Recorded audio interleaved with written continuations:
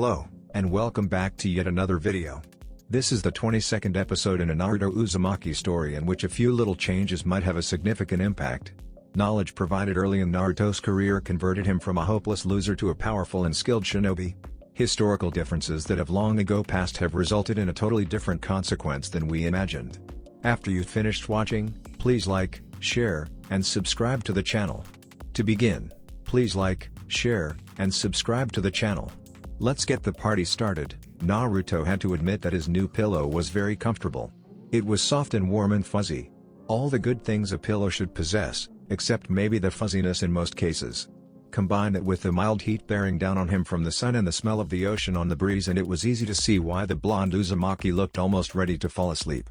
He was laying against his new pillow on the pier overlooking to ocean. Jiraiya was with Michiru. They were apparently waiting on the royal yacht to make station at the harbor so they could load the circus supplies, tents, animals, and all the crap that Michiru had bought during his journey through the elemental nations before heading off to Tsuki no Kuni. That in itself was going to be a long, laborious process, one that Naruto did not envy the circus workers for. Who the hell names their boat the royal yacht anyways? Naruto complained to himself as he moved the reed he had stuck in between his teeth around. That's got to be the most snobbish name for a ship I've ever heard. That's royalty for you. Kyuubi's answer was very airy, uncaring even. Maybe it was because she was too busy filing her nails to care about something as mundane as a ship's name. While her pillows was not as comfortable as the living one Naruto was using, she had a lot more of them, which more than made up for the lack of comfort. Even back when I was hidden under my guise as a human, the rich and spoiled gave items they owned similar names: the royal carriage, a noble cause, the sword of promised victory. Humph. Humans like giving grandiose names to things because it makes them feel more important than they really are. Yeah, I guess, Naruto sighed. In response to his deep release of carbon dioxide, his pillow shifted, then growled in question. Don't worry too much, Chamu, Naruto reassured the saber tooth he was leaning his back against. I was just thinking about something. Nothing important. Chamu growled quietly before laying his head back down on his paws and closing his eyes. The blonde grinned, though the tiger could not see it, and decided that Chamu's idea to get some more shut-eye was a grand one. The next thing he knew, he too had closed his eyes and began drifting off to sleep. Or he tried to drift off to sleep. A set of footsteps caused Naruto's and Chamu's ears to twitch. Two pairs of eyes opened, one bright yellow and the other an azure blue. The blue eyes closed a second later as the blonde belonged to tissed in annoyance. Something I can help you with, Jiraiya, said man's wince when unseen by Naruto. We just got finished meeting with the dockmaster. Jiraiya decided to not let his emotions play on his face as he informed his apprentice of their current situation. It seems there is a storm at sea and the royal yacht, Naruto snorted. Won't be making it for another day or so. We're currently in the process of securing passage on another ship, but it's going to take some time. That's nice and all, but what does this have to do with me? Jiraiya sighed at his godson's tone. Just how long did he plan on staying angry anyways?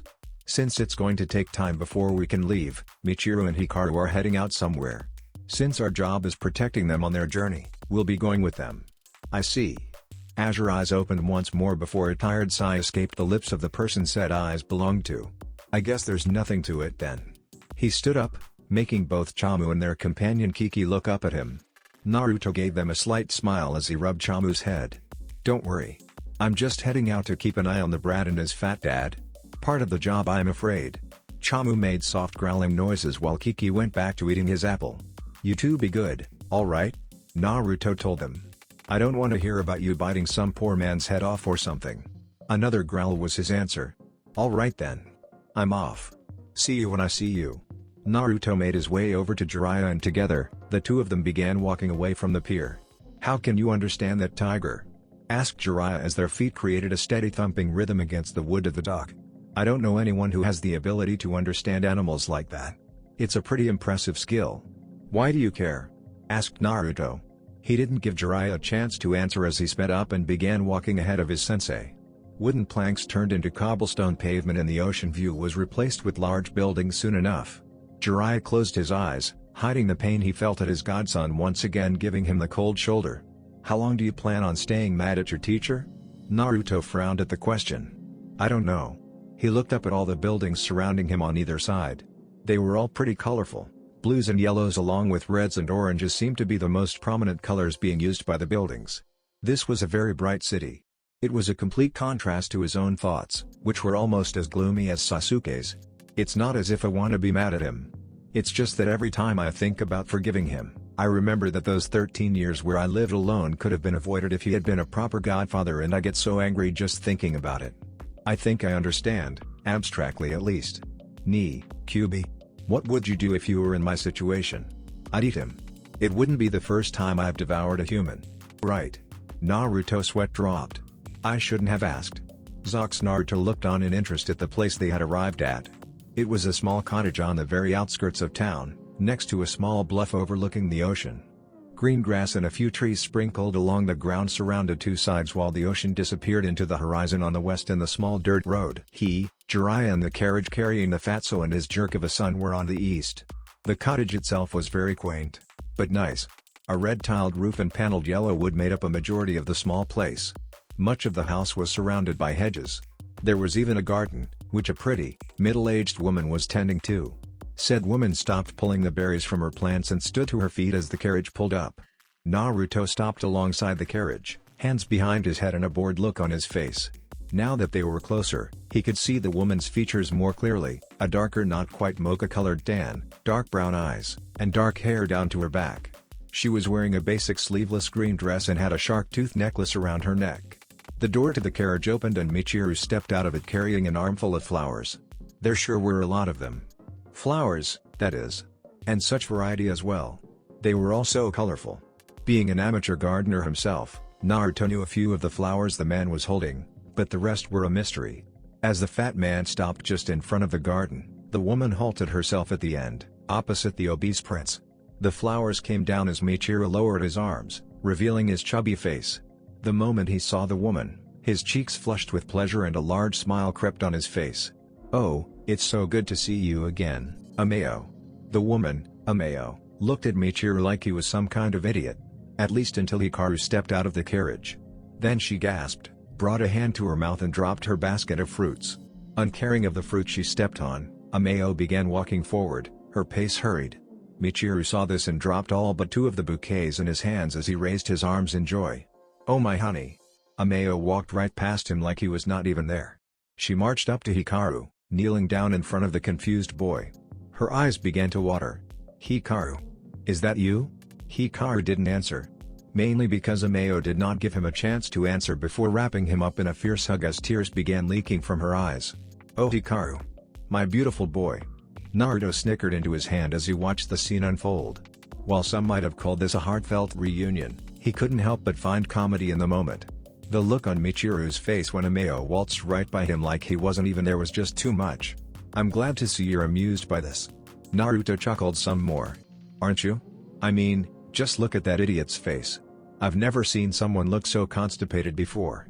I don't really care enough to be amused. Now if Michiru ended up getting strangled to death by his own intestines, then I would be amused." Naruto sweat dropped. "You have a really morbid idea of what's amusing. It comes from years of being used by humans who think they can do whatever they want." "Ha. Right." Naruto focused on what was happening outside of his mind again. Michiru had just had someone pick up the bouquets he dropped for him, lazy ass, and was now making his way over to Ameo who was still hugging the life out of Hikaru. "Ahem." He coughed, holding out the bouquet of red roses. When Ameo ignored him, he coughed again, louder, and began shaking the bouquet in order to get the woman's attention. "Ahem, ahem." Ayamo turned around, her eyes narrowed in annoyance. She gave the fat man a deadpan look that let everyone there know she was displeased at having her reunion with her son disrupted. "Who are you?" Michiru looked distraught. "How could you say that, Ameo?" The numerous bouquets fell from his nerveless fingers, dropping to the ground in a rustle of leaves and fabric. With the last bouquet left in his hand, the roses he had tried handing to Ameo, he pointed to himself. "Don't you recognize me?" Eyes squinting, she looked at the fat man who seemed to know her with a bit more heedful gaze. After a few seconds, her eyes widened and her face became disbelieving. "I don't. Impossible. Michiru? Of course it's me." "What?" Ameo shrieked, her eyes boggling. They looked like a pair of dish pans. No, I don't believe it." She shook her head almost violently and held Hikaru that much tighter. "You're too fat." A wide grin spread across Naruto's face, threatening to split it in half. Now this was entertainment. Well, if I am, it's all because of you, Michiru accused. Naruto grimaced in disgust as the man blamed Ameo for his lack of self-control when it came to eating. Ever since you left me, eating is the only thing that can help me forget my loneliness. Ameo gave one last look at the man who had apparently been much skinnier when she knew him, then groaned. Naruto threatened to break down in laughter. Truly, watching these people was enough to lift his troubled spirits. Now if only he could find some way to learn how to deal with a group of S-rank ninja without Jiraiya's help, things would be perfect. Zox, I'm so lonely without you. So is Hikaru. Please come home where you belong. Naruto stared up at the blue sky from where he lay on the roof of the small cottage the fat prince's not fat former wife lived in. The sky was rather pretty today. It was a shade of blue similar to his own eyes. There were a number of clouds drifting lazily by, going wherever the wind took them. Naruto almost felt like he could just drift off right now. No wonder Shikamaru did this so often. Watching the clouds, that is. It was addictive. His arms were behind his head and there was another reed in his mouth that he was playing with his tongue. Down below in the house itself, the voice of Michiru and Ameo could be heard. No. He heard Ameo's voice, firm and strong, "Speak up."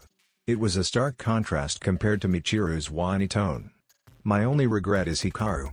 If I hadn't signed that stupid wedding contract, I'd keep him here with me, and raise him myself.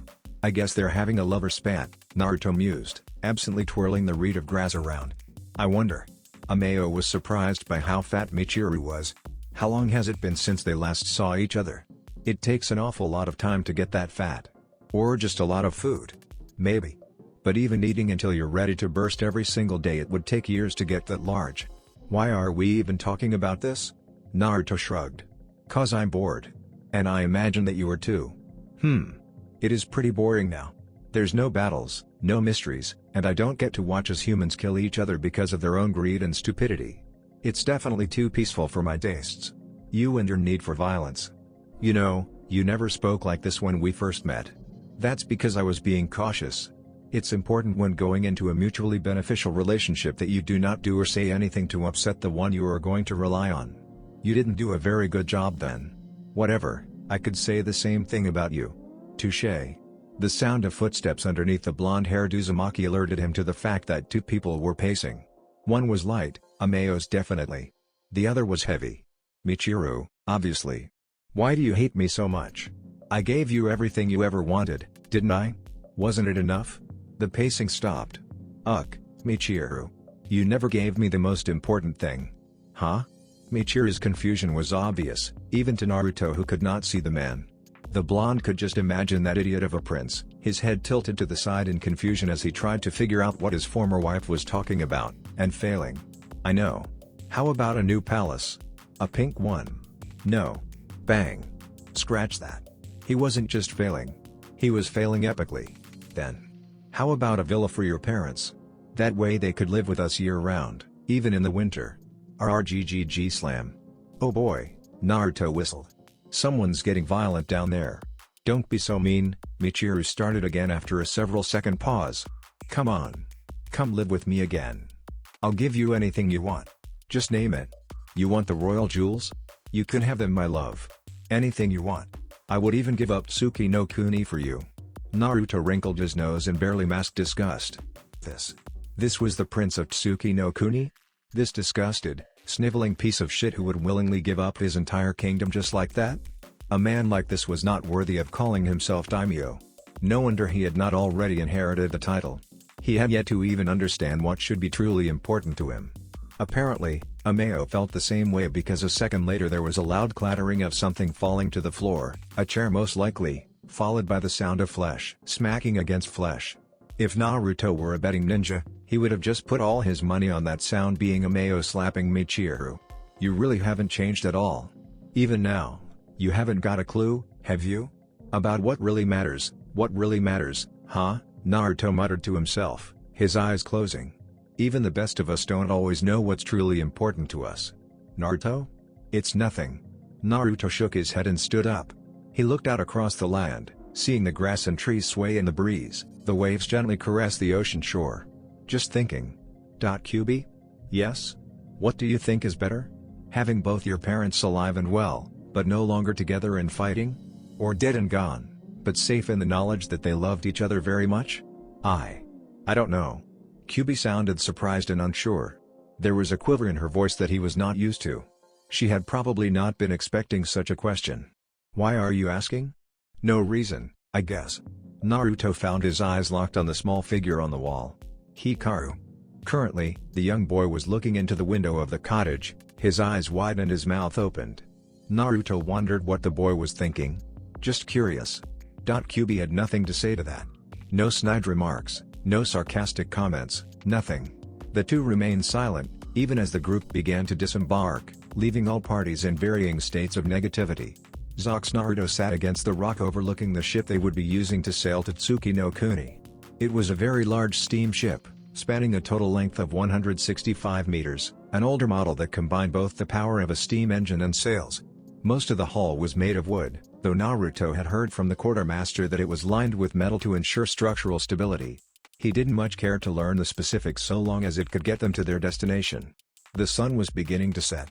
Yet even now Naruto could see the many people from the circus Michiru had bought working to load all the supplies and animals onto the ship.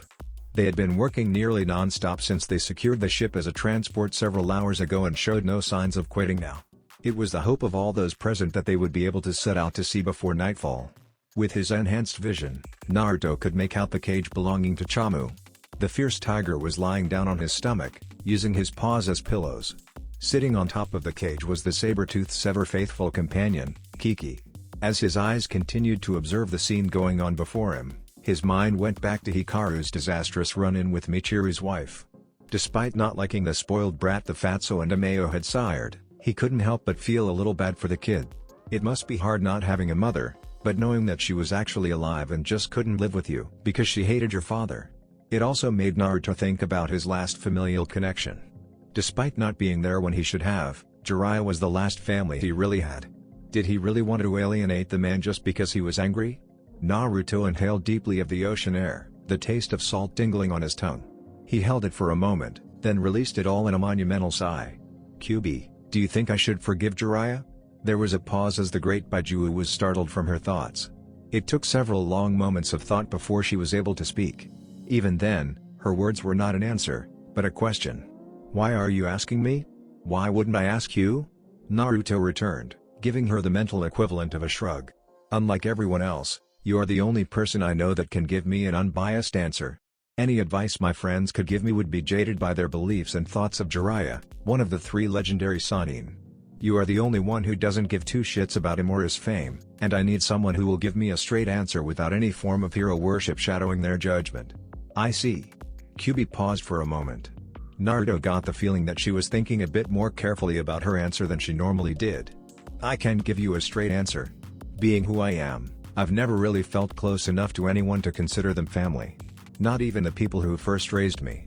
Still, if I were in your place, I would look at things from a more logical perspective than an emotional one. A logical perspective? You know, looking at what you have to gain and lose by going with either option.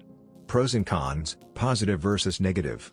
Whenever I was making any decision during my time disguised as a human, I would always choose the option where I stood to benefit the most.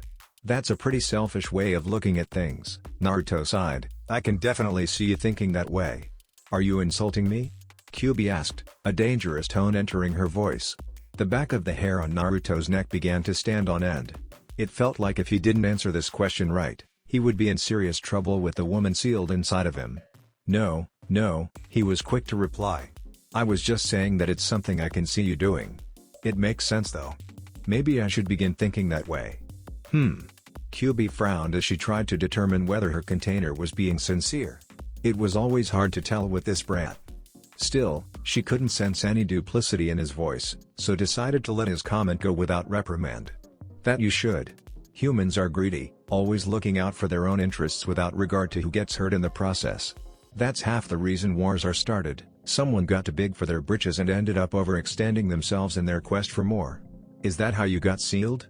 Naruto teased. Moving on. Kyubi said loudly, coughing into her hands. You should begin thinking about what you stand to gain and lose from your decision on what to do in regards to your sensei. What are the benefits towards hating him as opposed to forgiving him? What do you stand to lose? Well. Naruto's face scrunched up in thought, his arms crossing over his chest. I suppose if I continued to hate him, it would make me feel vindicated. It would also hurt him. You think so? Of course. Regardless of whether or not he was there for you when you were younger, he is still your godfather. And you are the last living connection to his favorite student. I see. Naruto sighed. I don't really care to hurt him. That's not why I'm doing this. I'm just so angry at him. I want. Yes? I don't know. I guess I just want to know why? Why did he leave me for 12 years without even visiting me once? Even if he had to live away from me, he could have visited me occasionally. Not even his spy network was stopping him from doing that. You could always ask him, Kyuubi suggested. Naruto said nothing. Anyways, moving on. Is there anything else you can think of? No. Then let's go on to the other option. What do you stand to gain from forgiving him? I don't know. Naruto shrugged. I guess things would go back to the way they were. You could always extort him if you want. What do you mean? I mean you could use his desire for your forgiveness as a means of getting something out of him, like more training, secret techniques he might know. I suppose I could do that. Naruto frowned uncomfortably. But it doesn't feel right to use him like that. But he did ignore you for 12 years, right? It would only be fair play if you got something out of him in repayment. I guess. Well, whatever you decide, I will abide by it. We are stuck together. Though I do hope you remember what I said. Of course. Good. In that case, you may want to deal with your new guest. Eh? New guest? It was only then that Naruto realized he was no longer alone. Standing near the rock he was sitting on was none other than Hikaru, who was staring at him with a strange look. Naruto didn't know what that look represented, but it was kind of creepy if he were honest. Not that he would ever let anyone know that. What do you want, kid? Naruto looked down at Hikaru in annoyance. Even if he felt some pity for the boy, it didn't mean he was gonna be nice to the brat just because of that. As far as he was concerned, the kid was still a spoiled, pampered little prince. Can't you see I'm busy? I want you to be my vassal. And he just went and proved it. You want me to what? Be my vassal. The boy sounded pretty enthusiastic as he spoke. He was even pumping his clenched fists. Become my servant, and I'll get you anything you want. Naruto stared at the kid with half-lighted eyes. His knee bent before he pushed himself into the air, jumping several meters before descending towards the ground. As his feet touched the wooden surface of the pier, he lowered his center of gravity before standing up straight. Now up close, Naruto stared at the young boy with those half-lighted eyes until Hikaru became uncomfortable and looked away. Not interested. After saying this he turned around and began walking off, leaving a dismayed prince behind. Hey! Wait. The sound of feet hitting the pavement at a quick trot let Naruto know Hikaru was running. A second later the boy in question slowed down as he reached the blonde, who simply did his best to ignore the child. I can give you anything you want. Do you like games? Money? Just name it and I can give it to you. Naruto stopped abruptly, making Hikaru almost run into him. He turned, fixing the boy with an intense glare that had the small prince taking a step back. You really are just like your dad, aren't you? Naruto demanded. When the boy just shivered under his gaze he snorted in disgust and turned away. You really don't understand anything. Just another soiled little brat who thinks he can have whatever he wants because he's rich. You could give me all the ramen in the world and I would never agree to be your vassal. Ramen? Naruto ignored the boy's question as he began walking off. He was getting tired of dealing with bratty little children. This mission seemed to be full of them. You really love ramen way too much. Shut up. Zox. Many hours later the ship had finally set sail. It had taken a lot of time, hard work and sweat, but with the combined efforts of everyone from the circus they had managed to get all of their equipment, supplies and even the surplus of random junk that Michiru had bought into the ship without too much hassle. Thanks to their efforts the group had managed to set out to sea before the day had ended. Having been assigned the task of protecting the fat prince and the spoiled prince, Naruto decided to keep his mostly silent vigil away from the others, choosing the higher ground of the mast where he could see everything around them as opposed to sticking up close where the two princes and Jiraiya were sure to annoy him. It was better this way. Roosting up in the small lookout post, Naruto watched the world move slowly by. His hair blew in the breeze brought about by a combination of the wind and ship movements, swaying in front of his face and occasionally blocking the view of his eyes. Azure irises scanned the event horizon for anything interesting. He didn't need to worry about Michiru or Hikaru getting killed by an enemy sneaking on board. Jiraiya was with them, so he focused on searching out possible hostile vessels before they could reach him. Of course, that wasn't all he was doing. In his hand was a large bowl of steaming hot ramen, miso to be exact. It was one of the few Ichiraku, Bowls he had sealed into scrolls so they would maintain their freshness for when he was ready to eat. This decision to seal up his favorite food was by far his best one. He didn't dislike the instant ramen, but damned if this authentic Ichiraku ramen didn't taste 10 times better. I don't know why you want to eat ramen when they have a veritable feast down below you. Naruto scoffed as he twirled a strand of noodles along his chopsticks. That crap is way too expensive for my tastes. I prefer simpler foods when possible. A grin worked its way onto his face as he brought the ramen up to his mouth. Besides, nothing beats a hot bowl of Ichiraku's ramen. Except for every other food on the planet. Naruto scowled. You just don't understand the greatness that is Ichiraku. If you did, you wouldn't be saying such blasphemy. On the contrary, I know more about Ichiraku than I ever care to. Do not forget that I am sealed inside of you. I have seen everything that has ever happened to you in life, and I've occasionally been able to share your senses whenever you were feeling particularly emotional. And unfortunately, a good number of those occasions were when you ate at Ichirakus. So yes, I do know about Ichirakus, and I still can't see why you would bother eating that crap. I'm not going to stand here and listen to you insult my favorite food. You take that back this instant. No. No, I don't think I will. Naruto's scowl was fierce as he listened to Kyuubi's voice speak inside of his mind. Ooh, he could just picture that infuriating smirk on her face as she spoke about his favorite food with such derision. He couldn't believe this woman was daring to insult ramen. And to his face. Well, maybe it wasn't quite to his face, seeing how she was locked up behind that seal and they weren't actually speaking face to face. But, that didn't change the fact that she was insulting ramen. And not just any ramen. Ichiraku's ramen. The ramen of ramen. This injustice towards the food of the gods was not something that he could just let slide. Now listen here, furbag. I don't care if you are the most powerful Baijiu in the world. And I don't care if you're the hottest piece of ass I've ever seen. You will not insult ramen in my presence. Do you understand me? Silence entered the debate between man and Baijuo. Naruto wished he could actually see the woman he was arguing with. This entire scolding thing would be much more effective if he was actually capable of glaring at the redhead. Still, all that meant was that he would have to let his voice convey his anger properly. So you think I'm the hottest piece of ass you've ever seen? My, such flattery. You certainly know how to make a girl feel special. Naruto's right eye began twitching and a vein pulsed on his forehead at the sound of Kyuubi's teasing voice speaking up once more. It was really beginning to bother him that he never seemed to be able to pull one over on the powerful chakra entity. What's more, that strange desire to mess with him that she had seemed to be getting stronger. The number of times she teased him like this were increasing by the day. Naruto didn't know why this was, but it was beginning to drive him to his wit's end. Ugh. You know what? I'm done with this conversation. The blonde slumped down in his seat, he hadn't even realized he'd shot to his feet during his heated rant, and began eating his ramen again. I don't even know why I bother anymore. I don't either. Naruto scowled, but he didn't say anything and instead continued slurping up his noodles. As he began to calm down, Naruto chided himself on letting that woman get the best of him. He really should know better than to let his anger overtake him like that. Not that it was necessarily his fault. Kyuubi always seemed to know exactly what buttons to press to make him lose his top, so to speak. Letting his mind drift along other veins of thought as he finished off his bowl of ramen, the sound of loud, boisterous laughter caught his attention. Looking down, Naruto couldn't help but scowl as he saw Jiraiya sitting at one of the tables, a bottle of sake in one hand and one of the circus girls wrapped around his arm. He was clearly quite drunk, as indicated by the streak of red going across his face, and the laughter. Only someone who was super drunk could have such a boisterous laugh. Focusing on the others, Naruto saw that Michiru was also feeling quite rambunctious that night. Or he was just drunk as a fucking skunk. The blonde was betting on the latter. The man was laughing quite joyously, dancing around like some kind of loon. The Prince of Tsuki no Kuni spun and twirled like a drunken top. It was a wonder he didn't fall on his ass. Absently, his eyes went over to the other prince. Hikaru was sitting by himself, his cheek resting on the butt of his hand. He seemed kind of depressed. Not that Naruto cared. The brat was probably just sulking because he wouldn't become the boy's vassal. His gaze went to the horizon once more. As they looked out at the sky and ocean beyond, his eyes narrowed.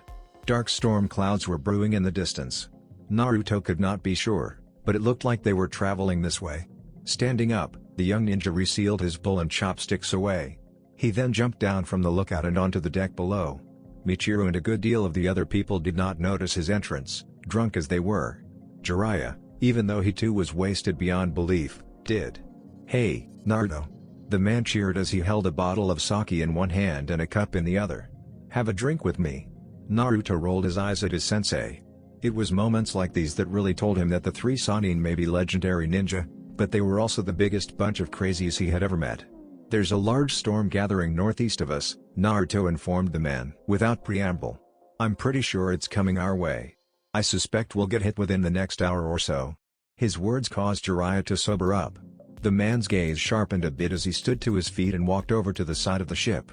Hands clamped to the railing, Jiraiya looked at the gathering storm that Naruto had mentioned. It was much closer now than when Naruto had last spotted it. The winds were blowing it their way. "Naruto," Jiraiya's voice held none of the drunken cheer it had 5 seconds ago. "I need you to help me break up the festivities and get all of these people into the ship." "Right." Together, the two began informing people of what was going on.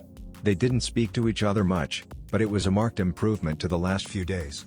Zox Naruto was not able to sleep. With the storm tossing and turning the boat like it was God's plaything, he had been unable to catch even a wink of sleep.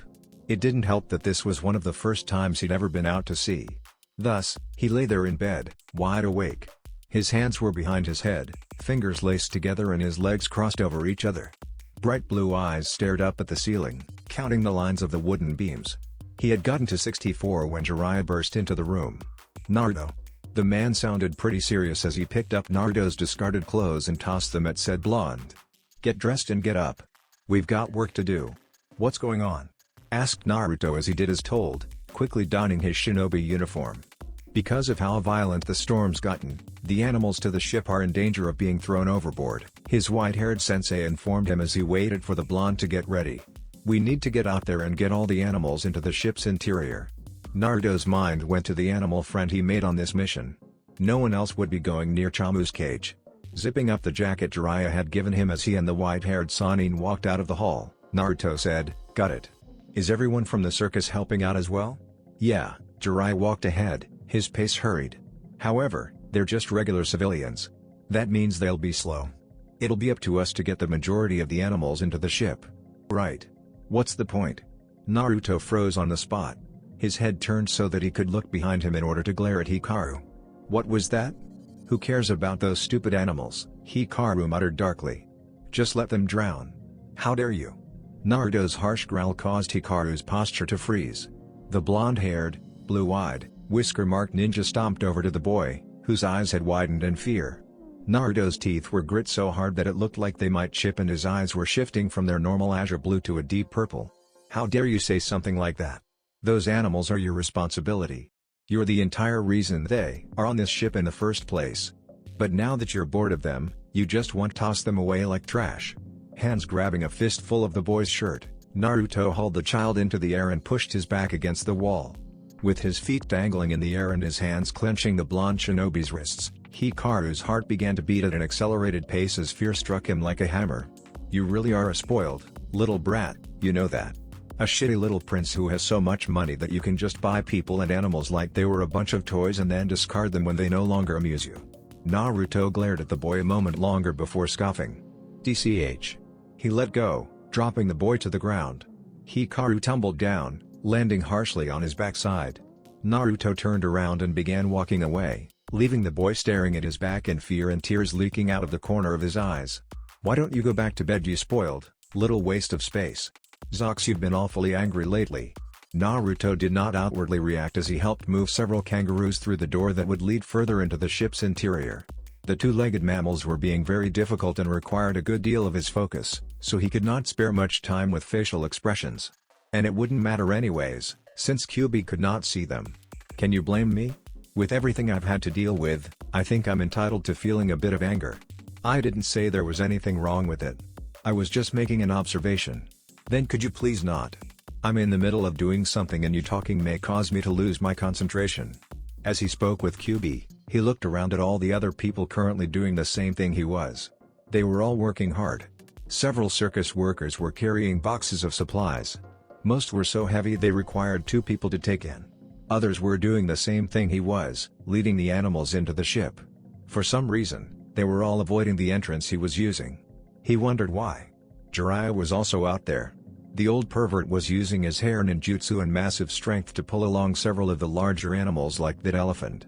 He was probably the only person there who could do such a thing. It looked quite outlandish, watching a man in his 50s pull a several-ton elephant with his hair. As Naruto watched Jiraiya do something he doubted anyone else would be capable doing, Kyuubi crossed her arms under her bust and huffed. "Fine, if that's how you want to be, then I won't talk anymore." And here I was, thinking I'd be nice and tell you that brat you berated earlier is out on deck and about to be washed overboard. What? Naruto's shout was lost deep in the wind. Only his companion heard him, and all he did was growl in what sounded like a questioning tone. When Kyuubi didn't answer him, the blonde teen scowled and began twisting his head around to take in as much of the ship as possible. It was difficult to spot Hikaru at first. With the fierce winds causing his eyes to water and the intense rain smacking him in the face, visibility was very low. Only a shinobi with a dojutsu like the Sharingan or the Byakugan, and maybe a ninja with a high water affinity or something, would be capable of seeing anything beyond 5 feet in front of them. Everything after that was blurred out, smudged. To put it simply, the most Naruto could see after several feet were blurry, indistinctive shapes. Not exactly good vision when looking for a child. Thankfully, while his eyes did not work well in this atmosphere, his ears were just as sharp as ever. Focusing everything he had into his hearing, Naruto blocked out the world around him and tried to divide the noises that reached his ears into individual sounds. It was difficult, and would be nearly impossible for most people. Naruto was not most people. With his eyes closed and his sense of smell cut off, Naruto's ears were able to pick up each individual noise within the almighty storm that had descended upon them. The first thing he heard was the wind as it howled fiercely, like an attacking horde of demons come to kill them all and sink their ship. After that came the intense crashing of the cages as they were rattled and shaken and bounced by the winds, which was mixed with the loud booming of thunder. This was followed by shouts and clamoring of those trying to get all the animals and supplies into the ship, the cry of the animals as they were startled and the clomping of their hooves as they were herded inside. Through all that, Naruto managed to pick up something else. A noise that was not being made by the natural disaster that had struck them, or the animals, or even the people around him. It was the frightened yelling of a child. "Come on, Chamu," Naruto shouted, running off. His saber-toothed companion growled affirmatively and took off after the blonde shinobi. Together, the two made their way across the deck towards the opposite end of the ship where they finally found Hikaru, and boy was that kid in trouble. Damn it.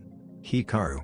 The young prince in question was holding tightly onto the side of the railing as he was struck with rain and water that splashed up over the side of the boat. He was only using one hand to hold onto the rail, thus making his position precarious. The other hand was firmly grabbing onto Kiki, keeping the young chimp from flying over the side.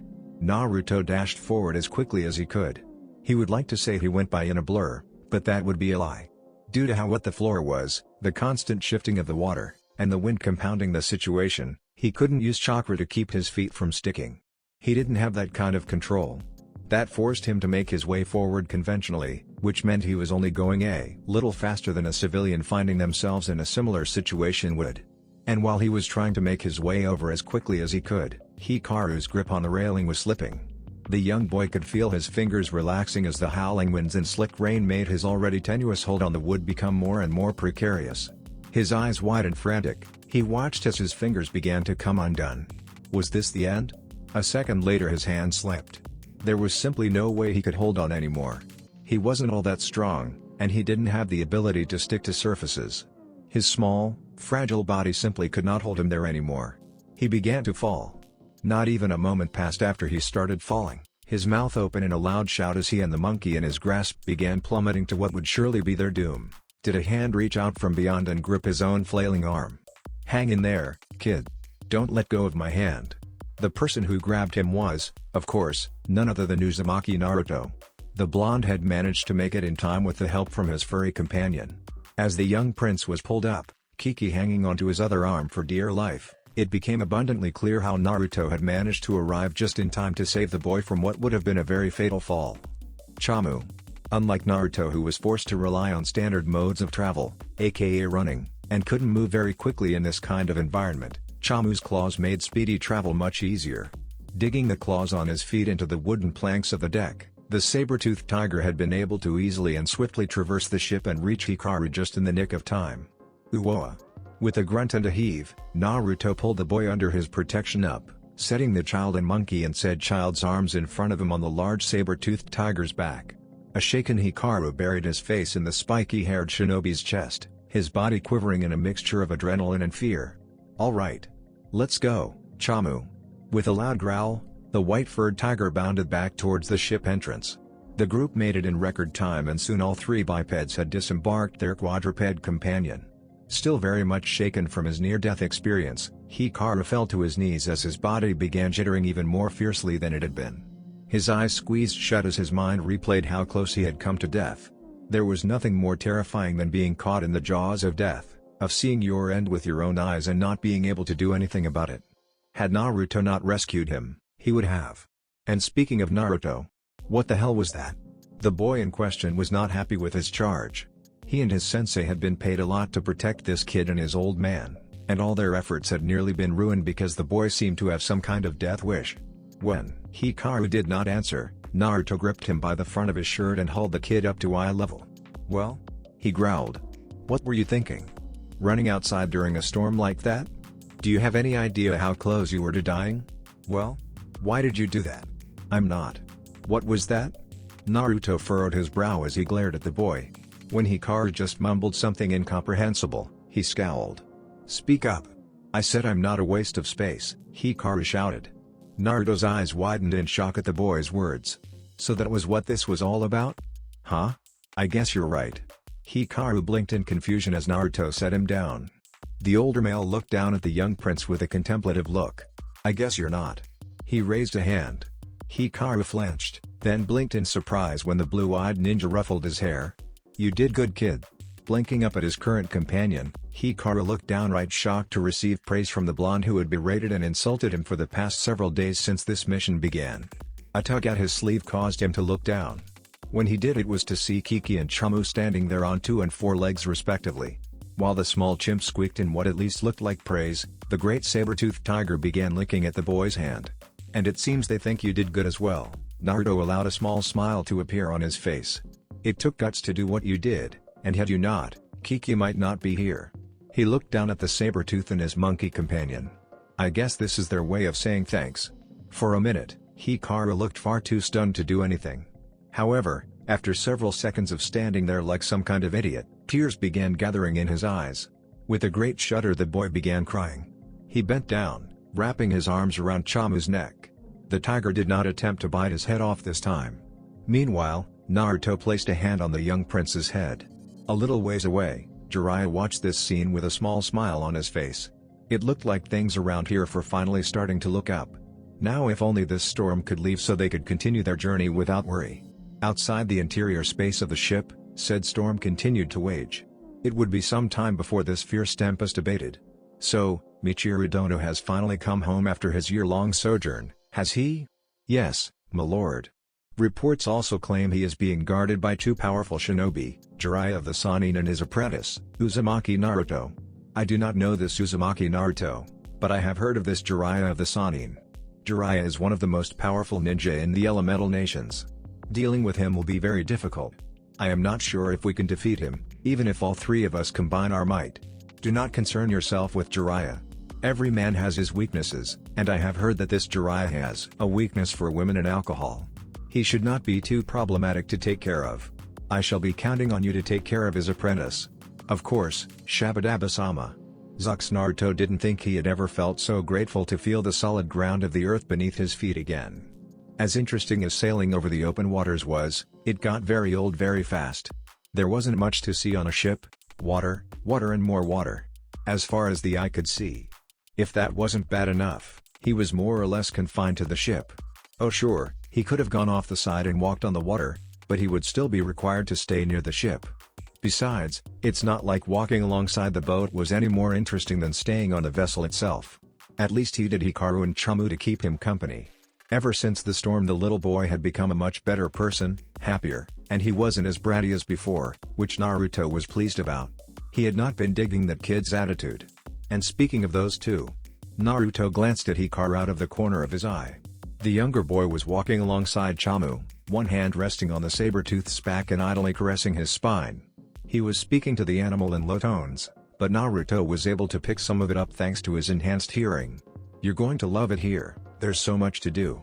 And there's a lot of open space where we can roam around and play. And we have a really good kitchen filled with amazing food, so you'll never go hungry." Chamu gave a non-committal growl as he listened to the boy. On his head was none other than Kiki, the monkey that accompanied him everywhere. Turning his attention away from the child, the blonde-haired, blue-eyed Uzumaki surveyed his surroundings. They were walking along a dirt path that led to the large capital city. Lining both sides of the caravan were trees of a more tropical variety. Naruto could pick out a few palm trees amongst the foliage. A mild breeze was blowing through forestry, cooling off the mildly humid air and causing the vegetation to sway and rustle. Naruto's enhanced hearing could pick up the sounds of birds and other creatures within the flora, and if he looked hard enough he could see small animals darting about within the trees. And standing tall over the copse of trees was what appeared to be a massive palace of some kind.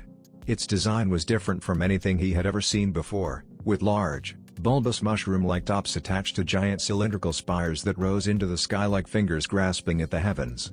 There was a flamboyancy to it that differed greatly from normal elemental nation architecture. Naruto wondered if the people who built the palace had been foreigners from a faraway land.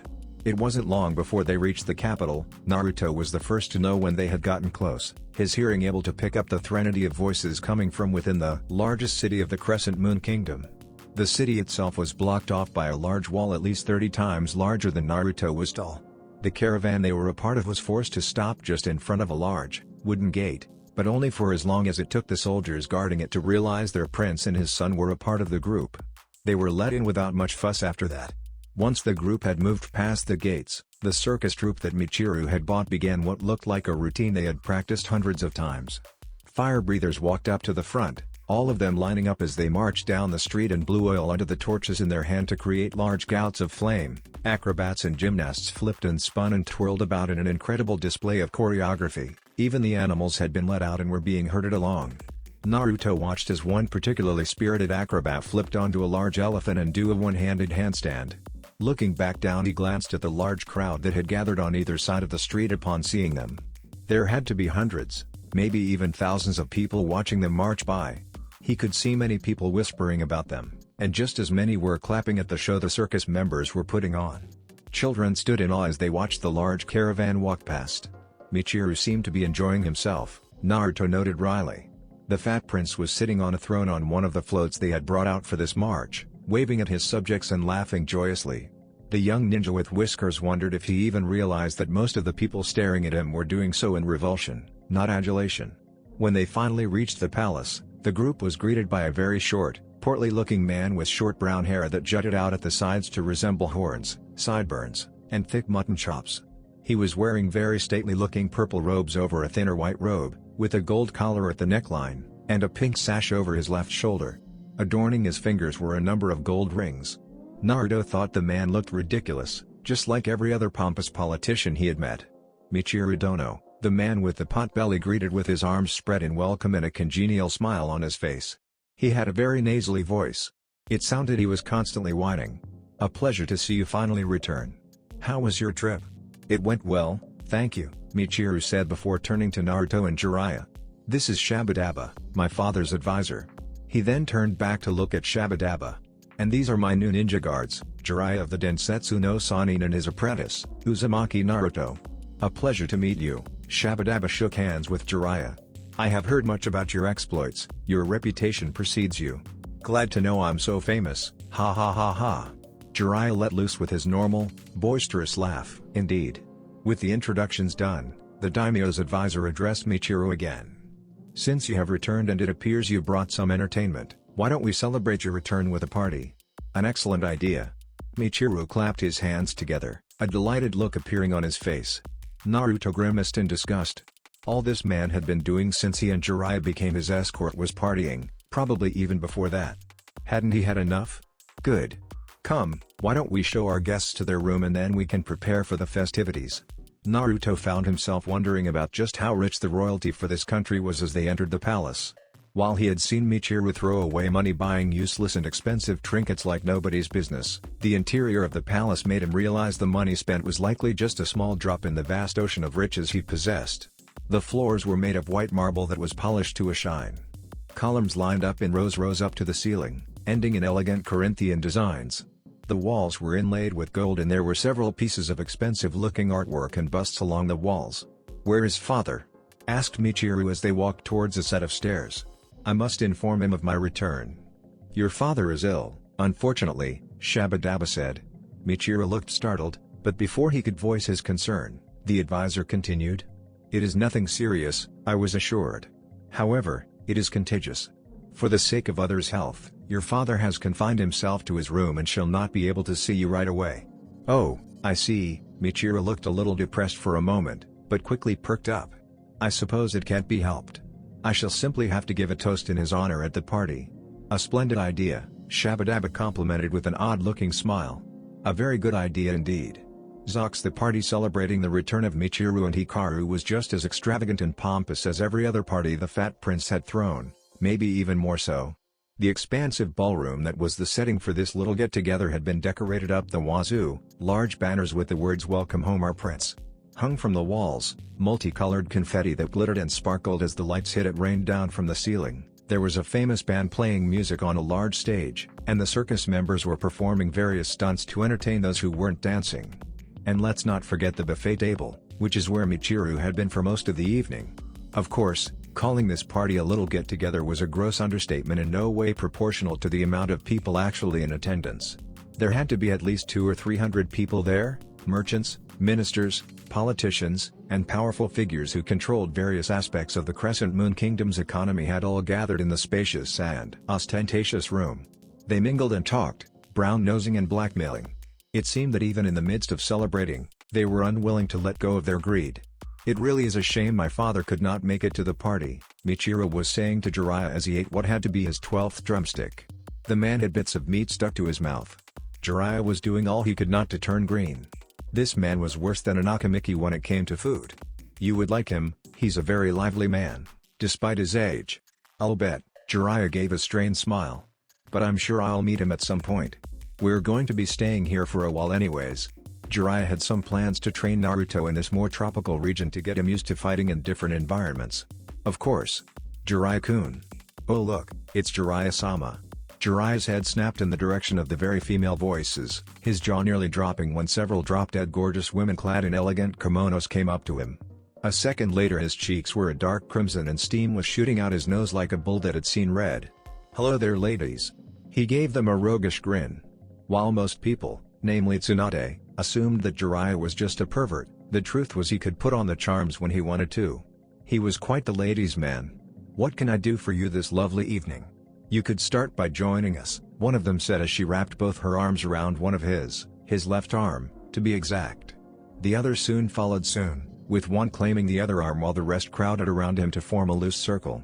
And then maybe you can continue by telling us of your exploits. Your reputation has spread quite far, and I'm interested in seeing if some of those tales about your legendary stamina are true. I can assure you my dear, they are all true. Ha ha ha ha.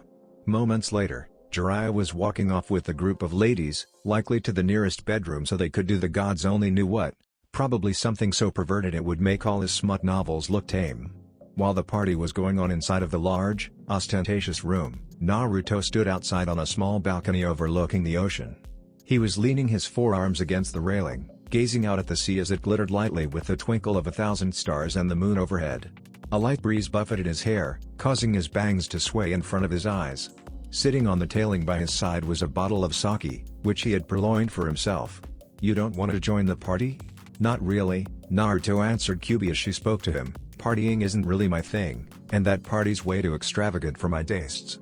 He had never been one for parties, or to be more precise, he had never been to a party before now and thus was unable to deal with them. It didn't help that this party was full of brown-nosing politicians. I'm surprised you know what extravagant means. Oi. I'm not stupid, you know.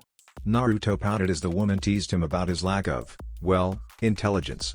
It had been a long time since he had been an idiotic brat who didn't know complex, multi-syllable words. I remember back when I used to go to parties like this. Kyubi ignored him. Naruto pouted some more, but was also intrigued by her words. You used to go to these kinds of parties? Of course, it is only befitting that one of my stature enjoys herself. Naruto rolled his eyes. Back then I would find someone of wealth and status and convince them to take me to whichever lord was hosting a party at the time.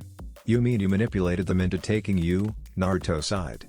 He wasn't sure what bothered him more, her words, or the fact that they no longer bothered him anymore. Manipulated is such a harsh word. Her voice was sly and mischievous. I prefer to think of it as a mutually beneficial arrangement. I got to enjoy a lifestyle befitting my status and they got to take one as magnificent as myself to a party and show me off. It was a win-win situation. And they probably didn't remember a thing that happened the next day, am I right? Well. Naruto snorted, then shook his head. Somehow, he was not surprised by the woman's words or thought process in the matter. She had informed him about her thoughts on humanity's uses plenty of times. Why would this time be any different? Naruto? Turning, Naruto found Hikaru and Chamu standing behind him on the balcony. As always, Kiki was sitting on Chamu's head. Yo! Naruto raised a hand in greeting. The young boy and the tiger walked up to him. Chamu rubbed his head against Naruto's leg, wanting to be petted. Naruto had no problem with this and began to absently scratch behind the saber-toothed seer, making the large, predatory cat purr. Are you not enjoying the party? Asked Hikaru as he stopped next to the taller blonde. Big parties like this aren't really my thing, Naruto told the younger boy. Me neither. Really? Really, Hikaru nodded, none of those people really care about me. They're just being nice because they're sucking up to my father. I would much rather be by myself. I suppose that's noble life for you, Naruto commented idly. He looked back out at the ocean, even as he raised the bottle of sake to his lips. It wasn't Mount Myobakuzen firebrand, but it was still pretty good. It's definitely not the life for me. Hikaru turned to look out at the ocean along with Naruto, with the blonde in question turning his head to look back into the gigantic ballroom one last time. After a moment he shook his head. Definitely not for him. Zox. After several more minutes of staring at the ocean, drinking sake, the blonde Uzumaki decided the party simply wasn't for him. He left with Hikaru and Chamu in tow. With the flamboyant festivities now behind them, the young prince decided to give the blonde ninja with whisker marks on his face a small tour of the palace. He couldn't show Naruto every place in the palace, of course, the large residence of royalty was simply too big to show off in a single night, but he showed Naruto some of the more important places, like his game room. You really like video games, don't you? Naruto felt a large bead of sweat trickle down the side of his forehead as he looked at the half a dozen television sets lining the walls, each with its own video game console. Hikaru nodded his head as he turned on one of the many TVs and consoles. Video games are so cool, and fun. The young boy turned his head to look at Naruto. Do you want to play? He asked, almost unsurely. Naruto thought for a moment, then shrugged. Sure, he said. He had never played video games before. It could be interesting. However, just as he was about to walk over to the younger boy, his instincts began screaming at the same time Chamu let loose with a feral growl. Reacting with reflexes honed by constant training and a body that had been enhanced several times by Kyuubi's chakra running through it, the young Chunin launched himself into forward roll. It was very fortuitous he moved when he did, for not a second later the area he had been standing on exploded in a shower of marble and dust as a large, shadowed figure dropped from the ceiling and smashed into it. Launching himself to his feet when he was halfway finished with his roll, Naruto skidded to a halt in front of Hikaru. At the same time his hand dipped into his kunai pouch, about to pull out one of his all-purpose ninja tools. Watch out! He didn't get the chance to so much as take his hand out of his pouch before Kyuubi was screaming at him. Without even really thinking about what he was doing, the blonde Uzumaki threw himself to the left. In that same instant several dozen objects struck the area he had been previously standing upon. A quick glance at the carpeted floor revealed the objects to be rocks, at least they looked like rocks in the shape of kunai. It was just as Naruto finished dodging the strange, rocky-looking kunai that several tiny balls of rolled-up paper landed at his feet. The young shinobi scarcely had time to look down before they erupted in a cloud of smoke. Coughing several times as he inhaled some of the acrid-smelling stuff, just what had they put it in anyway? Gunpowder? Naruto managed to blast it away with a gust of wind chakra. Quickly Karanbana. Before Naruto had time to truly recover from the surprise of inhaling several lungfuls of disgusting smoke, hundreds, maybe even thousands of pink leaves surrounded him. No. Not leaves. Sakura petals, Naruto realized. Twirling around him as if being kicked up by a whirlwind, which he was in the epicenter of, were innumerable sakura petals, dancing and spinning about him like a ballet being choreographed to a chaotic symphony. The intense stinging of his flesh being cut directed Naruto to his left arm, where upon looking he saw the cloth of his jacket and his flesh had been torn by something sharp. A kunai maybe? The wound slowly closed up, but in the time it took for that one slash mark to close, several more appeared along his back, chest and other arm. What the? Naruto glared into the swirling sakura petals that surrounded him, trying to find the one who was attacking him. He saw glimpses, flashes of a person with long white hair. But the moment he laid eyes on her, the girl disappeared and several more wounds appeared on his body. Genjutsu? Naruto's narrowed eyes stared into the swirling maelstrom of petals. Is that why I can't catch more than a glimpse of her? The genjutsu isn't the problem right now. It's the poison. Kyuubi?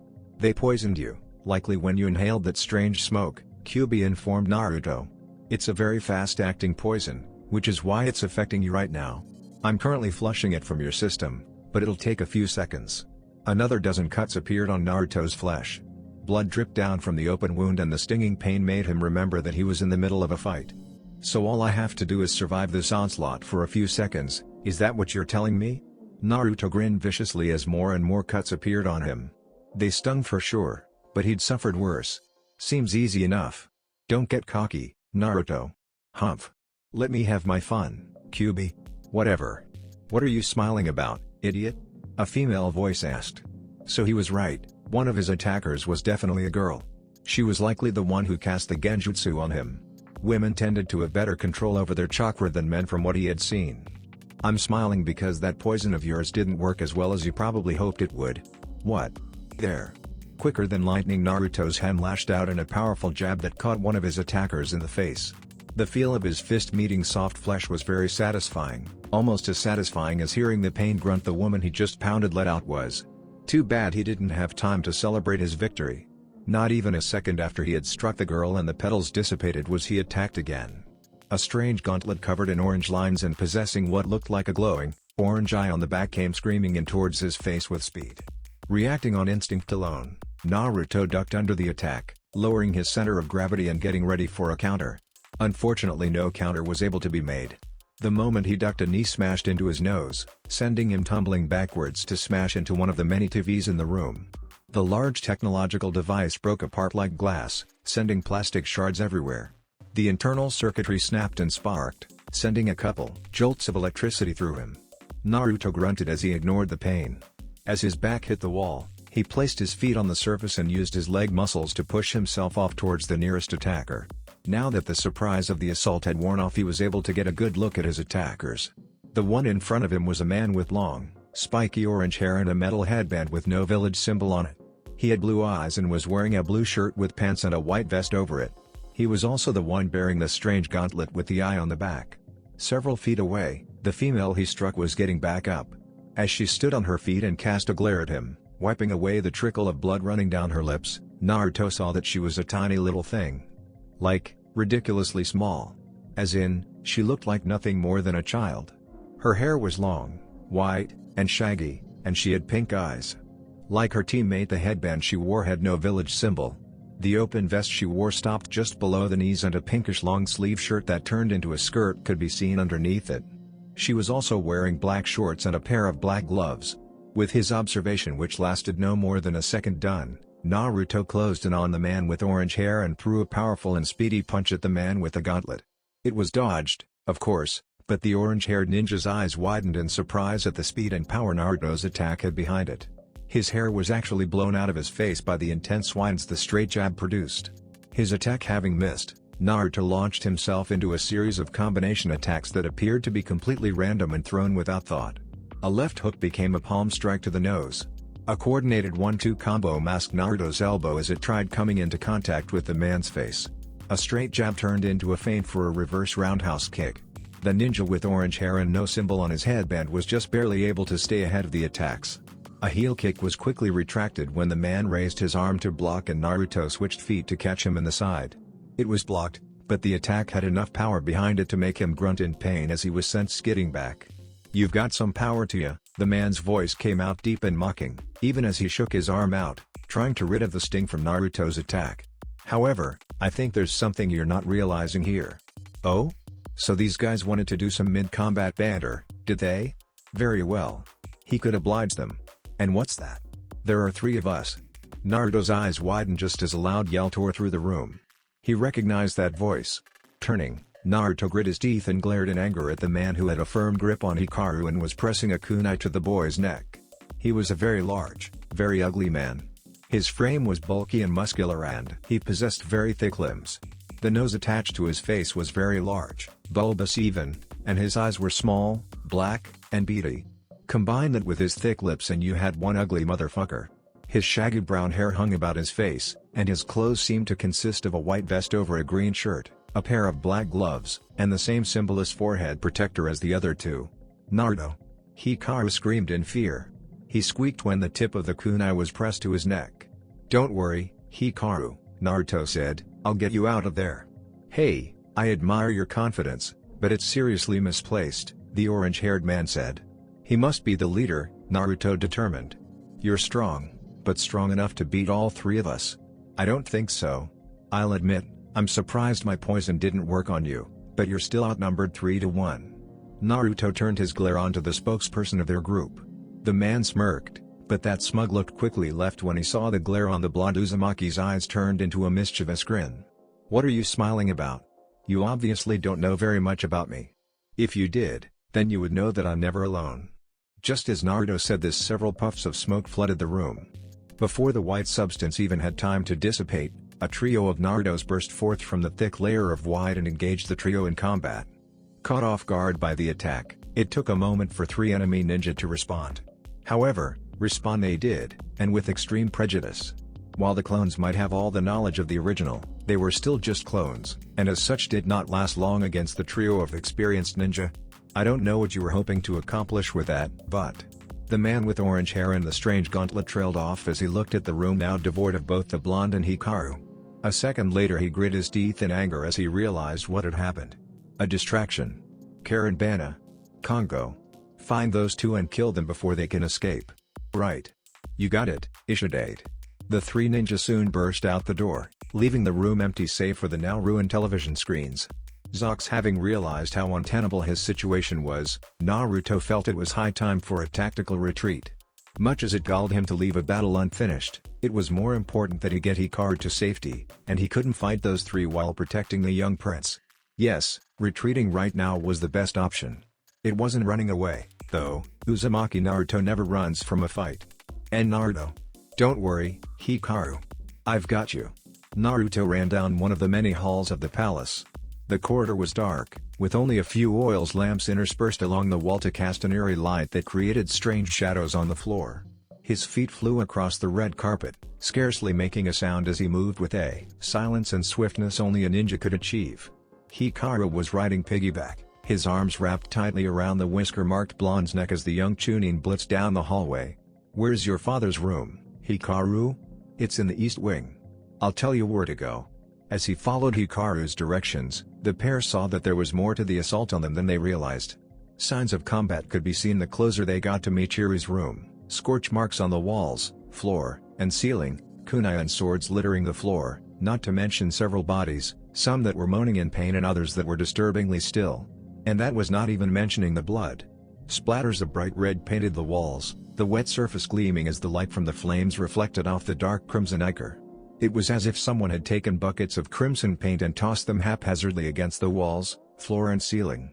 The stench was enough that Naruto almost retched. Hikaru buried his face in Naruto's shoulder, his body shaking at the sight. Naruto's ears soon perked up as the loud clang, clang, clang, clang, clang of steel on steel reached them. He turned a corner just in time to see Jiraiya send one of the many samurai guarding the palace flying with a Rasengan to the chest. The man on the receiving end of the powerful jutsu cracked the wall with the force of his impact before sliding down to lay still on the floor. "Jiraiya!" Naruto shouted as he closed the distance with the older man. Jiraiya turned to him, relief evident in his eyes. "Hey, brat. Glad to see you're alright. What the hell is going on around here?" Naruto paused when he got a better look at his sensei. "And why the hell are you wearing nothing but your underwear?" Indeed, Jiraiya was standing in the hallway in nothing but a pair of black boxers with pink hearts on them. His chest, arms, legs, and feet were bereft of any other type of clothing. Even his headband was missing, allowing his shaggy hair to fall all over his face like a lion's mane. "Never you mind, brat," Jiraiya tried to dismiss Naruto's accusing tone, waving a hand in the air as if warding off a fly.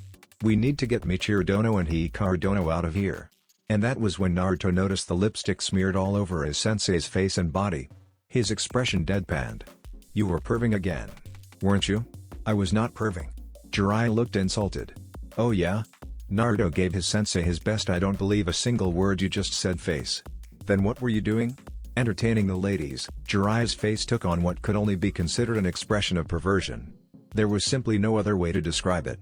He looked like a man who was on the path of lecherous intent, or daydreaming about all the morally ambiguous things he already committed upon various members of the opposite sex. The drool coming out from his mouth did not help erase this image, not one bit. Naruto deadpanned. "Like I said, you were perving. I wouldn't expect a child like you to understand," Naruto growled deep within his throat. "But now's not that time for that. We've got more important things to worry about, such as getting Michiru Dono and his son to safety." "Right," Naruto sighed, then put his game face on. "So what's going on around here?" he asked as they entered Prince Michiru's stately room. The prince was there, huddled up and looking like a fat, petrified pig that had just been passed up for the slaughter and knew it had avoided death by a hair. "Is it an assassination attempt?" Worse, Jiraiya turned to look at his apprentice, his expression unusually grave. "The advisor, Shabadaba, has taken over the country via coup d'etat." Zox After learning about what had happened in this country before they even arrived, Naruto followed Jiraiya's lead as the man came up with a plan of action. Whatever annoyance he had left towards his sensei was put to the side for the moment.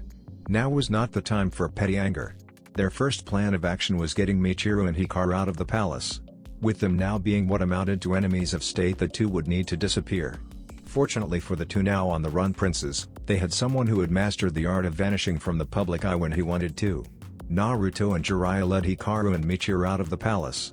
Jiraiya was in the lead, using all his considerable stealth skills to keep them from being discovered. While they snuck out, the white-haired spy master informed the three others of what he had learned.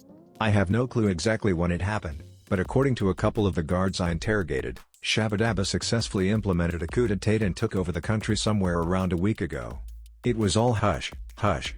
No one really knows what happened, other than there was some kind of rebellion within the palace.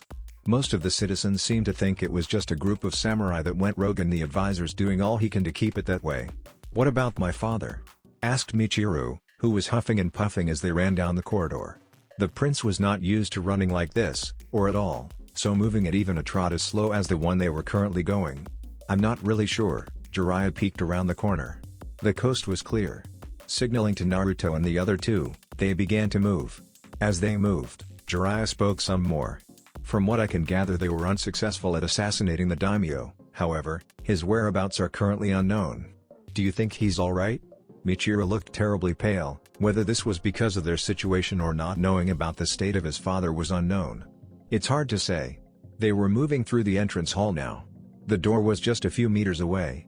According to what intelligence I've gathered, several samurai loyal to the daimyo managed to escort him out of the palace before the killing blow could be dealt, but I have no clue if he's actually alright. This did not seem to sit well with Hikaru or Michiru. Naruto felt for the two. It must be tough, not knowing if your old man was dead or not after an assassination attempt. At least he could be secure in the knowledge that his parents were gone.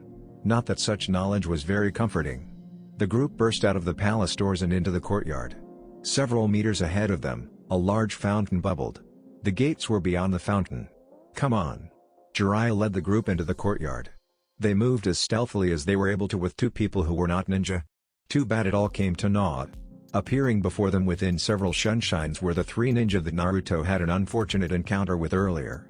"You four won't be going anywhere," their leader said. "Give up now and accept your fates." Ha ha ha ha. Jiraiya's boisterous laugh resounded in the cool night air. He stepped forward, looking at the trio in amusement. "You're 100 years too soon to even think of making threats against me."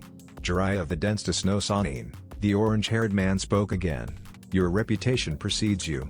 It is true that you are indeed more than a match for us. Even if all three of us attacked you at the same time, it is unlikely we would win in normal circumstances, however." A cold smile appeared on the man's. Jiraiya's eyes widened as he suddenly stumbled forward. "These are not normal circumstances, are they?" "Uro-sennin," Naruto shouted in shock as Jiraiya fell to one knee, one hand on the ground to keep his balance while the other went to his head. What's going on here?" Jiraiya winced as his vision blurred out of focus for a second before reasserting itself back to its normal sharpness. There was something seriously wrong here, but what? "It seems that concoction of ours is finally working," the man with orange hair said, malicious amusement seeping into his voice. "We were actually expecting you to succumb to it much earlier. Your constitution is simply incredible. I guess you're not considered S rank for nothing." "Poison?" Jiraiya narrowed his eyes through the pain and glared at the man. "There's no way you could have poisoned me. I checked everything I ate and drank beforehand. I expected as much, however, it would not have helped, as you can clearly see. That's because the substance we laced with your drink wasn't actually poison. It's merely a natural herb that acts as a slow-acting intoxicant that dulls the senses and causes people to lose their sense of balance. In many ways it's similar to alcohol, only much more effective at dulling people's reactions. The only downside is it can take a long time to start working depending on how well their body can process it. I'm actually surprised the brat over there isn't affected at all when he had just as much as you did." Jiraiya grit his teeth as he tried to stand back up. He succeeded, but only for a little while before his world tilted and he was forced to drop to a knee again. "Kuso. Whatever this stuff is, it's extremely effective. I won't be of much help for a few minutes at least. Damn it. Karenbana, Congo, why don't we take care of this trash?" "You got it." The one known as Congo pounded a closed fist into his right palm. "Tee-hee." Karenbana simply giggled childishly as she waltzed up to the group. "This'll be fun." Both Jiraiya and Naruto were gritting their teeth as their minds ran a million miles per second. Their situation was not looking good. As the strongest among them, Jiraiya had the best chance of beating the three in an unfair match. With him out of commission, they would be forced to rely on Naruto, and as strong as he was, the blonde-haired shinobi wasn't sure if he could defeat three enemy ninja at the same time while protecting Hikaru, Michiru, and Jiraiya.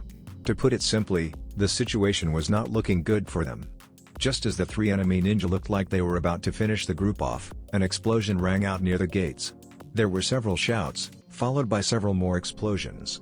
Seconds later, a large group of swordsmen wearing the military uniforms of the Crescent Moon Kingdom rushed onto the scene. "Everyone, protect Michiru Dono and Hikaru Dono." A man with short dark hair and lines underneath his dark eyes shouted, charging forward and unleashing a loud yell. In response to his words, nearly a dozen swordsmen rushed forward, shouting out a battle cry as they raised their swords above their heads. "DCH, Congo muttered darkly, I thought we had taken care of these guys. It seems we missed a few insects. No matter. Let us show them why coming here tonight was a mistake." Naruto quickly noticed that the trio of enemy ninja were distracted by the arrival of the newcomers and hatched a plan. "Jiraiya. Get Michiru and Hikaru out of here. Have them retreat with the samurai." "Naruto?" Jiraiya looked at his godson in mild confusion for several seconds, at least until he realized what the boy's plan was. Then his eyes widened. "You can't mean to? I'll cover your backs and make sure you're not followed," Naruto interrupted.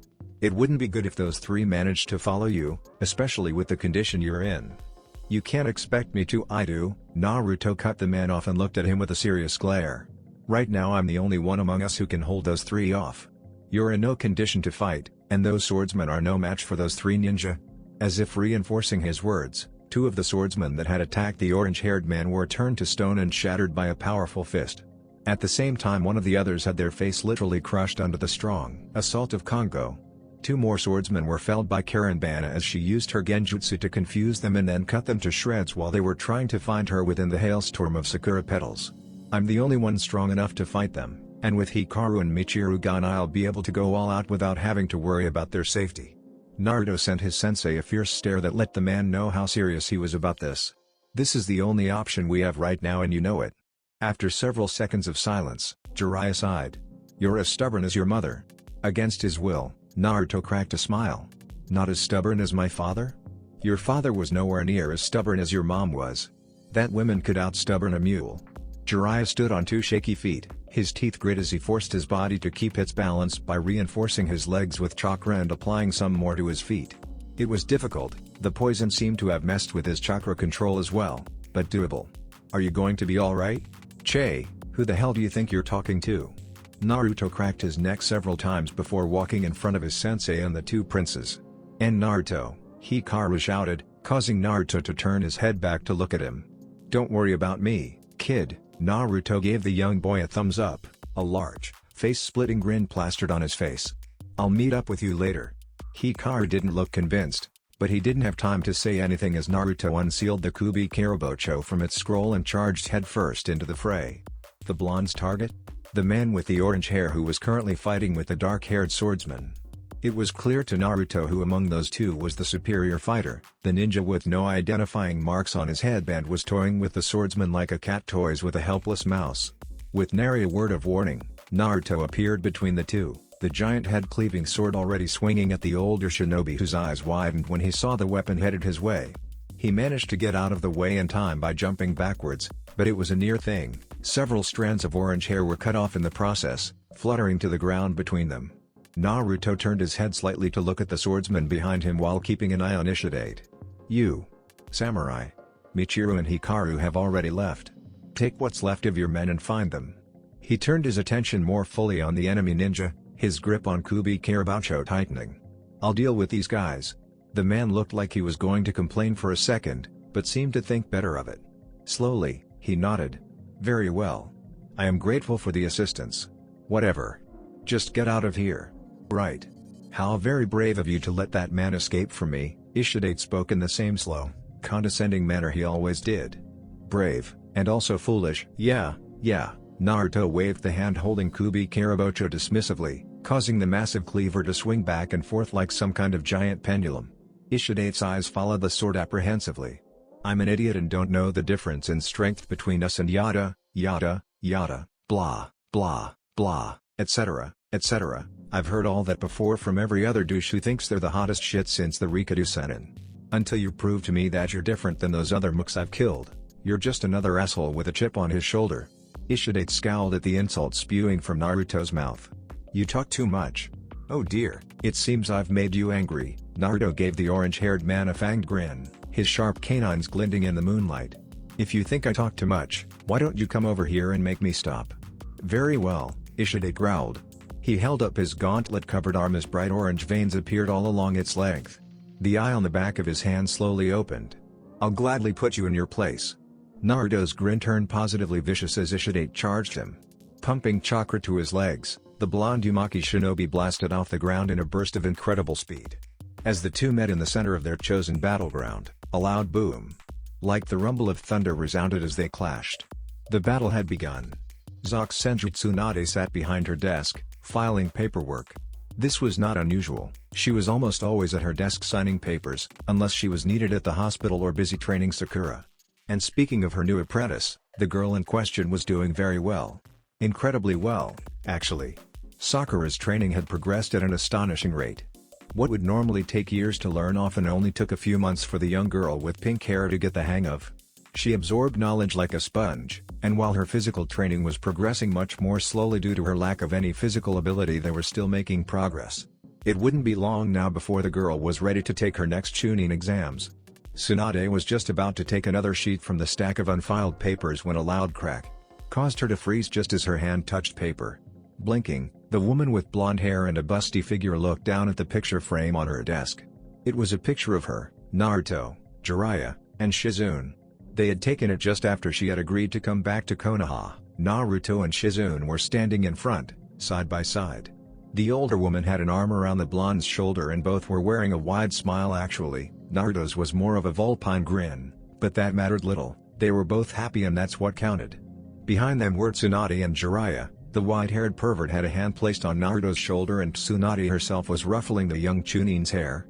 All of them had rather prominent smiles, yes, even her.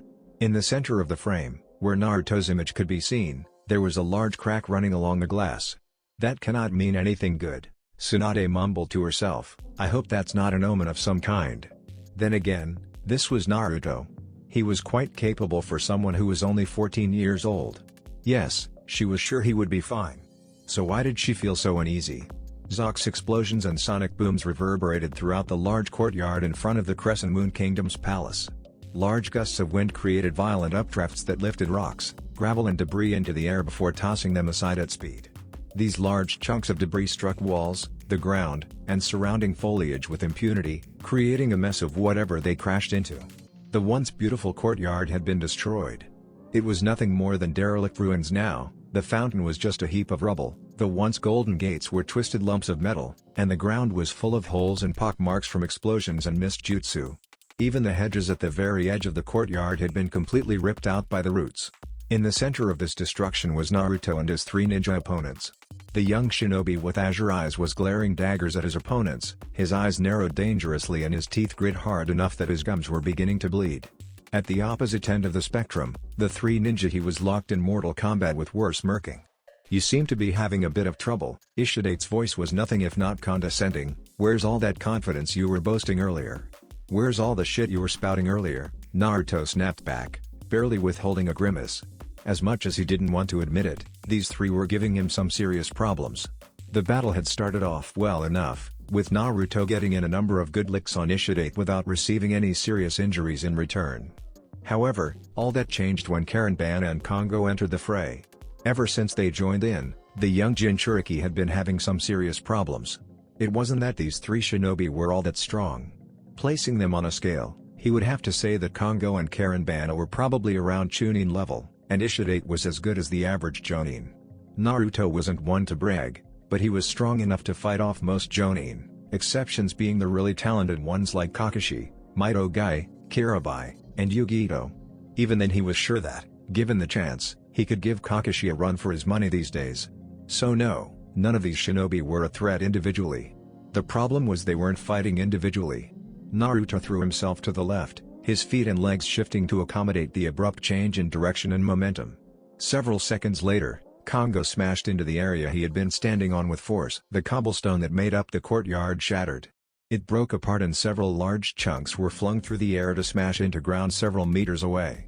Several of those large chunks of debris were blasted at Naruto, who was forced to cross his arms in front of his face and weather the hailstorm of rock and rubble. Large cuts and several bruises appeared on his arms where particularly sharp or large rocks struck. The blonde Uzumaki winced each time one of the rocks hit him. After the hail of hard, makeshift projectiles stopped, Naruto let his arms fall to his sides, only to find himself on the receiving end of dual assault by Karenbana and Ishidate. While the orange-haired ninja went in for a frontal assault, commencing a taijutsu match with Naruto in which several shockwaves were generated by the force of their punches, Karenbana struck at the Jinchuriki's blind spot. Only hard-earned instinct saved the young shinobi from being skewered with a kunai to the back, making him turn to the side just as the young woman tried to impale him. As Naruto spun his body away from Karenbana, his right hand stretched out and snatched onto the white-haired female's forearm. Continuing to rotate a full 360 degrees, Naruto took the much shorter, younger-looking woman with him. "What the?" With a loud shout, Karenbana was tossed several meters away from where the center of the battle was taking place. Rather than land on her backside like Naruto had been hoping, the woman flipped her body around like an acrobat and landed on her feet. She did skid several more feet due to the force of his toss, but that was about it. His disappointment was short-lived as other, far more pressing concerns made themselves known. The moment Karenbana was gone, Kongo and Ishidate were in his face. The pair engaged him in a vicious 2-on-1 taijutsu assault that left the blonde little time to do anything more than dodge. Every single one of his higher thought processes had shut down completely as he relied almost entirely on his insanely fast reflexes and finely honed instincts to keep from becoming a bloody smear on the ground.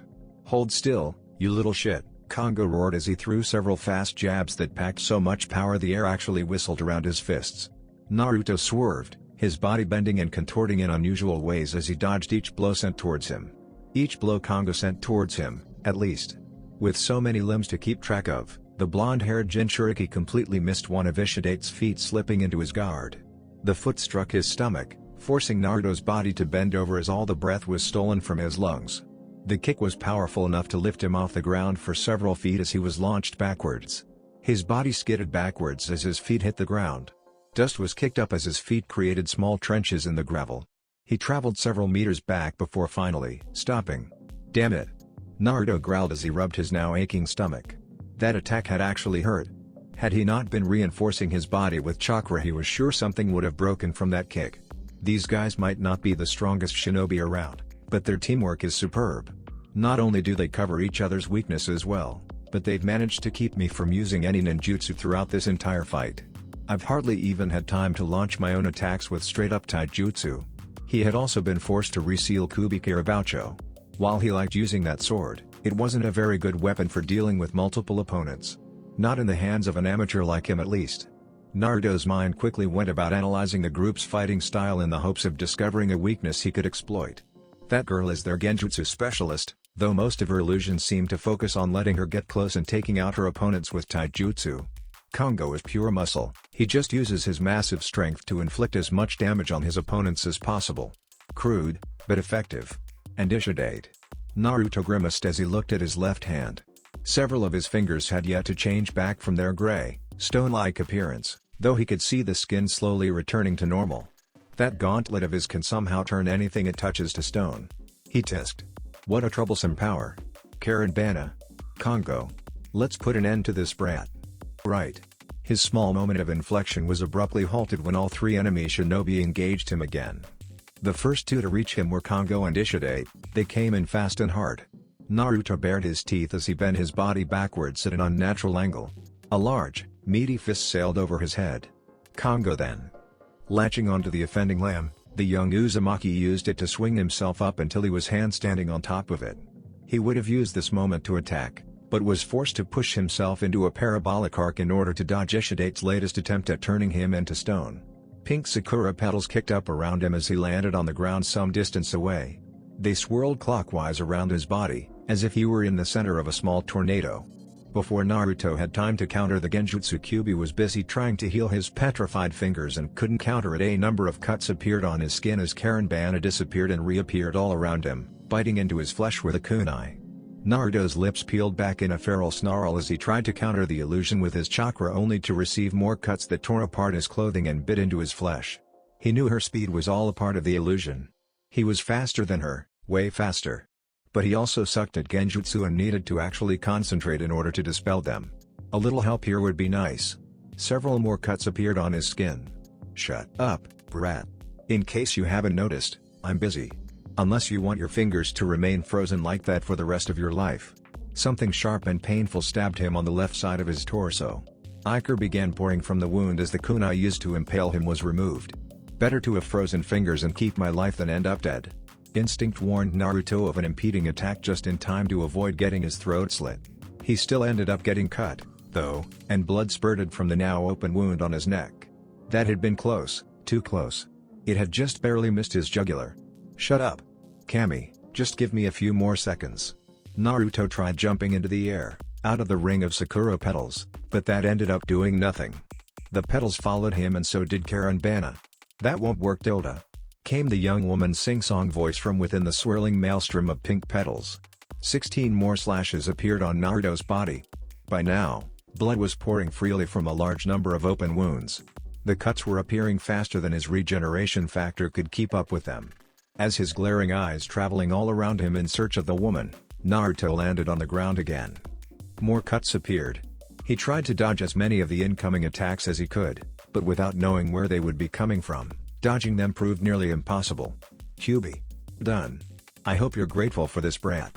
And you'd better not lose. With that, she gifted the boy with a small dose of her chakra. It wasn't much, but it should be more than enough to deal with this rabble. A red cloak of bubbling, vile energy seeped out of Naruto's pores like steam shooting up from a geyser. The disgusting, malicious-feeling chakra cloaked his body like a second skin. Two long fox ears soon emerged on top his head. All the wounds and injuries that had been inflicted on him were healed at an astonishing rate as his regeneration was kicked into overdrive. The hell is this? What kind of chakra is that? The sight of this strange phenomenon was so unusual that it caused Karenbana to stop her assault. Or more like her body froze as the overwhelming feeling of death washed over her. Crass mistake. With a roar that sounded more monstrous than human, Naruto unleashed a powerful burst of the red chakra from his mouth. The results were impressive. Not only was the genjutsu dispelled rather forcefully, but Karenbana, along with a good chunk of the earth around Naruto, was flung away at speed. The young woman with long white hair screamed in surprise and fear as she was launched through the air like a ragdoll. She didn't even have time to right herself before she struck the wall surrounding the palace at the opposite end of the battlefield. The force with which she struck was so great that the wall broke apart, crumbling inwards and burying her under a pile of rubble. What the hell is that power? Congo shouted in shock and fear. Ishide didn't answer, but he too was staring at the blonde wreathed in a crimson flame of chakra with wide eyes. The young shinobi looked much different than he did before. His hair, while always spiky, now looked jagged and sharp. His eyes, once an azure blue as pure as the sky, had morphed into a bloody crimson with slits for pupils. The once thin whisker marks had become thick and jagged, and his already sharp canines had elongated until they were jutting out from his upper lip. In short, the boy no longer looked like a simple boy, but a monster, a demon. The demon turns its eyes towards them, freezing them in place. A malicious smile formed on its face. Let's see how you two handle me now. With a ferocious roar that would have caused most people to run away in fear, Naruto charged towards the ground he was standing on exploding violently as he kicked off. It's time for round 2. Zox Jiraiya stopped walking as a malicious and powerful killing intent washed over him.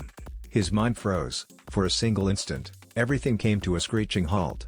Several feet from the white-haired Dode Sage, the two princes and the samurai force that had come to their rescue also stopped when they realized their ninja companion was no longer moving. "What are you doing?" asked Kurega, the samurai in charge of the forces still loyal to the daimyo. "We have to keep moving." Jiraiya didn't answer the man. He looked behind him, his eyes distant as if he could see through the thick foliage that surrounded them. Animals and bugs chirped and croaked and cawed all around him, but he ignored that. None of it reached his ears. "This chakra. You guys go on ahead," Jiraiya stated, turning around to look at the place he and the others had left just minutes ago, the place where his godson was still fighting against 3 ninja of unknown strength and skill. "I'll catch up later." He did not give them time to respond as he dashed off at a trot. The drug was still affecting him, his chakra was still shot to hell, and his balance was not what it should be, but it was better than before. Hopefully, it would be enough. It would have to be enough. If Naruto's using this chakra, then those 3 must be giving him trouble, Jiraiya thought, his teeth grit as he pushed his body to move faster. "I need to hurry." Zox Before any of the 3 enemy shinobi could even think of moving out of the way, Naruto's body appeared among them. There was no warning whatsoever. One second he was standing several meters away, the next he was right in their midst. It would be more accurate to say he had simply teleported there than physically moved. Several seconds later, the ground that Naruto had been standing on exploded, as if it just now realized how much force the demonized blonde had used to kick off with. The young whisker-marked shinobi's first move was to take out Ishidate with a double bomb strike to the chest. He attacked quickly and viciously, leaving no time for the older ninja to dodge. The clap of thunder the blow unleashed was deafening, the shockwave that unfurled because of it calamitous. Violent winds were released from where Naruto's palms met Ishidate's chest as the air around that small point was displaced. It caused their hair to fly wildly in all directions and the gravel beneath their feet to scatter like so many tiny particles. Ishidate was sent flying. He crashed half a dozen meters away and began to tumble along the ground like an angry god had picked him up and tossed him. The one who was responsible for Ishidate's impromptu flight smiled in satisfaction before his crimson eyes locked on Kongo, whose own eyes widened in unsuppressed fear. A second later, Kongo's body was rolling violently along the ground like a ragdoll tossed away by a petulant child. His body crashed straight into the already destroyed fountain, plowing straight through it. Large chunks of marble and cement shot into the air and scattered in all directions. Kongo. Karenbana would have been better off keeping her mouth shut. Bloody crimson irises locked onto frightened pink. Naruto moved. In the time it took for the human eye to blink, the shinobi with the childlike body was folded over a fist, blood, bile and saliva spraying out of her mouth as she gasped in agonizing asphyxia. While Naruto's left hand was buried itself in her gut, his right hand grabbed onto Karenbana's shoulder, keeping her from moving. He pulled the fist in the woman's stomach back, and then let it fly. Once. J. Twice. Gu. Thrice. Ga. On the last punch, Naruto's right hand let go of Karenbana, sending her shooting backwards like a rocket. The woman went soaring several meters, her progress only halted when she crashed into a wall. The cement and brick cracked as her back smashed against it. Several meters from where Karenbana had a back-meeting brick encounter, Kongo and Ishidate were coming to their senses. The two stood slowly, warily, to their feet. Where is all this power coming from? Ishidate wondered out loud. He didn't have this kind of power before. Oh, you two are still alive. The two shinobi froze as Naruto's bloody irises landed on them. How disappointing, I'm gonna have to correct that. In a blur of speed, Naruto disappeared. His movements were so fast he actually left a trail of destruction in his wake as dust and debris was kicked up from his passing. Ishidate and Kongo both hastily scrambled to prepare some kind of defense against this monstrous shinobi. Naruto was almost upon them, his clawed hands eager to tear their faces apart. Triple G, when he was forced to stop as pain unlike any other racked his body. Naruto knew pain. He'd had a whole arm crushed by Gaara's sand and then regrown. That was painful. However, that pain he'd suffered back then was nothing compared to the soul-searing agony that lanced his body right now. It was like a million red-hot needles being speared into his skin, burning him from the inside out. His insides felt like molten lava had been poured into his veins. It was unfathomable and all-consuming, unlike anything he had ever experienced. What the? Puby? What the is going on? I don't know. The QB sounded just as shocked as he was. Your body seems to be rejecting my chakra for some reason. I'm not sure what's going on. What? But how could it be rejecting your chakra? And why now? Unfortunately, QB did not have an answer for him. She did not know either. A little ways away, Ishidate, Kongo, and a now recovered Karenbana watched the young blonde who had been defeating them handily fall to his knees and begin coughing up blood. I don't know what's going on, but it seems the young man has reached some kind of limit, Ishidate said, a small smirk appearing on his face. Why don't we use this opportunity to pay him back for all the trouble he's caused us? Couldn't agree with you more. Kongo. Right. Moving incredibly fast for a person of his size, Kongo's form blurred out of focus, only to become visible again when he was right next to Naruto. The whiskered ninja didn't stand a chance as the older shinobi smashed a foot into his gut. The young man with blonde hair and blue eyes coughed up more spittle and blood as he was launched several feet into the air. A hand reached out and grabbed onto his leg, however, preventing him from going too far. Gah! He was pulled back with a violent yank and a knee was planted into his stomach. The force of the blow generated a minor shockwave that caused Naruto's hair to blow out of his face. His eyes widened as all the air left his lungs, leaving only asphyxiating agony. Gah! Again the knee plowed into his gun. And again. And again. And again. It was only after Kongo was satisfied that he'd gotten his licks in that he let the blonde go. Of course, he had only let go so that he could kick Naruto's body straight up into the air. The young Konohagakure shinobi was sent sky high, his body spinning and tumbling. As he reached the apex of his flight, a single blue eye cracked open, only to see a foot mere centimeters from his face. The sound of Naruto's nose breaking was drowned out by the loud boom of the foot crashing against his face. With gravity working against him, and the force of the kick being enough to displace the air and generate a small sonic boom, the blonde Jinchuriki was sent spiraling to the ground. Darkness engulfed his vision for a moment as pain eroded his senses. When he came to, everything around him was blurry, out of focus. There was a ringing in his ears, a static noise like you'd sometimes get when your radio had bad reception. After a few moments, Naruto realized was lying in a crater of some kind. There was gravel all around him, he could see it out of the corner of his eyes. Up above was the night sky. He thought he would be in pain, but for some reason, there wasn't. In fact, he couldn't feel much of anything right now. Naruto? Naruto? Naruto? That voice? He knew that voice, didn't he? Yes, he recognized it. KQB? Stay with me, Naruto. The Baiju'u who had taken on the form of a beautiful woman sounded like she was on the verge of panic. Why did she sound so frightened? Don't pass out now. I need you to hang in there. Naruto could not say anything anymore, not even in his mind. His head felt like the gods had decided to play soccer with it. All he could do was nod as darkness crowded around at the edge of his vision. He could hear her screaming, but it sounded so far away, and he was tired, so tired. All he wanted to do right now was sleep. The last thing he saw were three figures standing on the lip of the crater he'd made when his body hit the ground. The last thing he heard was someone yelling his name, mixed in with the sound of explosions. That's it for this video. I hope you all enjoyed the video.